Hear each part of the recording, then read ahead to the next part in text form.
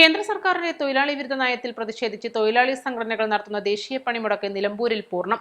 Autorickshaw തൊഴിലാളികളും taxi തൊഴിലാളികളും പണിമുടക്കിന് പിന്തുണ പ്രഖ്യാപിച്ച് സർവീസ് നടത്തുന്നില്ല. വ്യാപാര സ്ഥാപനങ്ങൾ പൂർണ്ണമായും അടഞ്ഞുകിടക്കുകയാണ്. സ്വകാര്യ ബസ്സുകൾ നിരത്തിലിറങ്ങിയില്ല.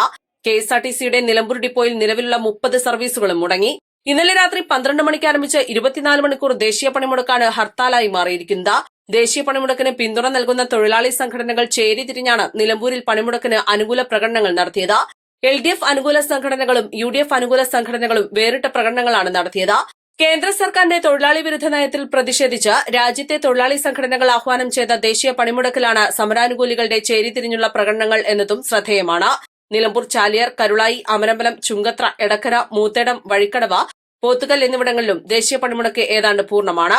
സർക്കാർ ഓഫീസുകളുടെയും പ്രവർത്തനം തടസ്സപ്പെട്ടിട്ടുണ്ട്. East live, Nilambur. വെഡിംഗ് ആഭരണങ്ങൾ, ലൈറ്റ് വെയ്റ്റ് ഡെയിലി വെയർ ആഭരണങ്ങൾ, ഡയമണ്ട് ആഭരണങ്ങൾ എന്നിവ ഏറ്റവും കുറഞ്ഞ പണിക്കൂലിയിൽ നിങ്ങൾക്ക് സ്വന്തമാക്കാം. Haya gold and diamonds, Bandoor and Elankur.